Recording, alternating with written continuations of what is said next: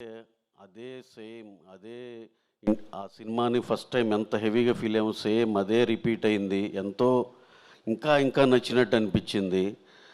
Cinema అయిపోయి నాకు hero గారు లేచి బయలుదేరి వెళ్తుంటే మా రామ్ చరణ్ గారు, అరే ఏంట్రా ఈయనేంటి చలాకీగా నడిచేస్తున్నారండి, ఈయన కాలు బాగలేదు కదా, ఈయన కాలు బాగా అంత ఇన్వాల్వ్ అయిపోయామండి. అంటే ఆ ట్రాన్స్లోకి వెళ్ళిపోయి, అరే ఈయన బాగాలేదు ఏంటి ఇంత ఫాస్ట్గా నడుచుకుంటూ వెళ్ళిపోతున్నారు, అంత ఇంపాక్ట్ ఇచ్చిందండి సినిమా.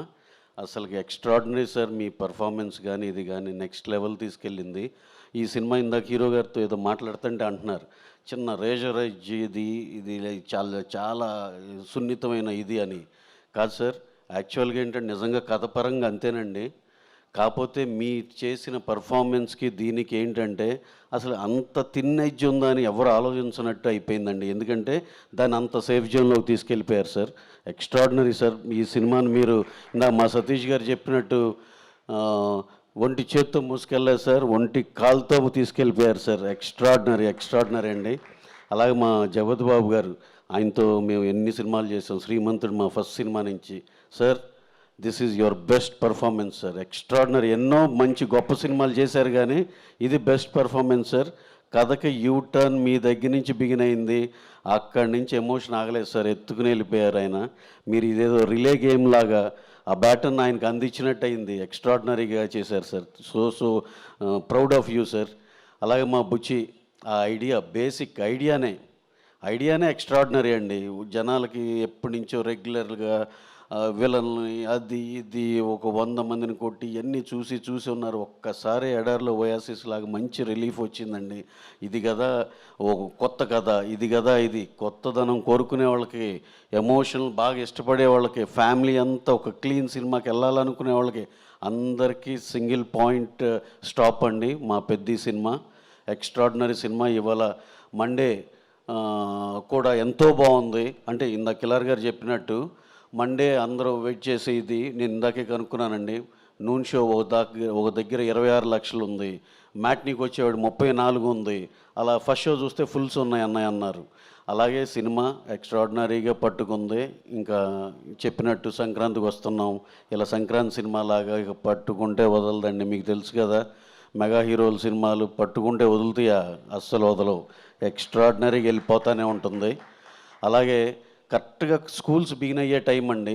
స్కూల్స్ బిగిన్ అవుతున్నాయి అనగానే నిజంగా పేరెంట్స్ అందరికీ నా రిక్వెస్ట్ అండి, ఈ సినిమాని మీరు మీ స్కూల్ ఫీజు లేకపోతే డ్రెస్సులు కొనే వీటిల్లో కూడా ఇది కూడా ఒక చిన్న బడ్జెట్ పెట్టుకోండి సార్. చాలా ఇన్స్పిరేటివ్, ఈ అకాడమిక్ ఇయర్ మొత్తానికి సరిపడా ఇన్స్పిరేటివ్నెస్ మీ పిల్లలకి ఇవ్వచ్చు. దీంతో వాళ్ళకి ఏ టాలెంట్ ఉన్నా, ఇన్ కేస్ ఫర్ ఎగ్జాంపుల్ వాళ్ళు స్పోర్ట్స్ ఆడుతున్న అటు సైడు చదువుకోవాలన్న దానికి ఒక ఇన్స్పిరేషను అన్నిటికి కలిపి ఉంటుంది సార్. ఎక్స్ట్రాడినరీగా మీరైతే ఒక్కసారి మీ పిల్లలకి సినిమా చూపించి, హాస్టల్కి వెళ్ళే పిల్లలకి లేకపోతే స్కూల్స్కి వెళ్ళే పిల్లలు అందరికీ సినిమా చూపించి పంపిండండి.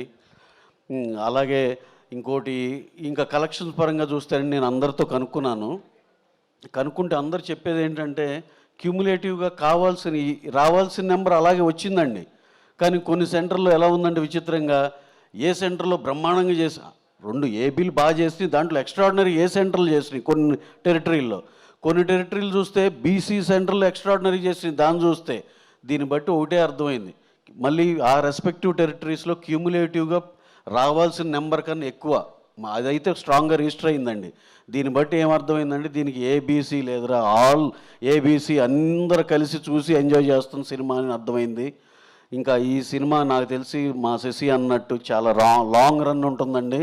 ఈ జూన్ నెలాఖరు దాకా 4-5 వారాలు హ్యాపీగా అన్ని థియేటర్లు కళ్ళకళ్ళాడుతూ ఉంటాయి. ఇంకా ఇదే ఉత్సాహంతో నెక్స్ట్ నేను మొన్న చెప్పినట్టు ఈ మీట్ తర్వాత నెక్స్ట్ మీట్కి ఇంకొంచెం ఎక్కువ మాట్లాడగలుగుతాం. ఇంకో నెక్స్ట్ మీట్ మా వాళ్ళు పెట్టే టైంకి అందరూ హ్యాపీగా బ్రేక్ ఈవెన్ అయిపోయింది, హ్యాపీగా ఉన్నాం, ఇంకా ఓవర్ఫ్లోలు వస్తున్నాయి.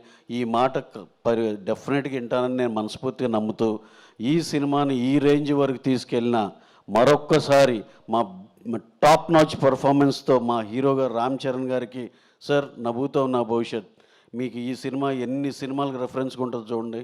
ఇంకా నేను మొన్నే అంటున్నాను హీరో గారితో, సార్ ఇక ట్రాన్స్ఫర్మేషన్లు ఎమోషన్లు ఇలాంటివి ఉన్నాయంటే ఫస్ట్ అందరూ మీ దగ్గరికి వచ్చి ఇక నుంచి సార్ బాడీ ఎంత పెంచండి అంత పెంచండి, ఇంకా మీకు మామూలు రిక్వెస్ట్లు ఉండవు సార్ అని అంటున్నాను.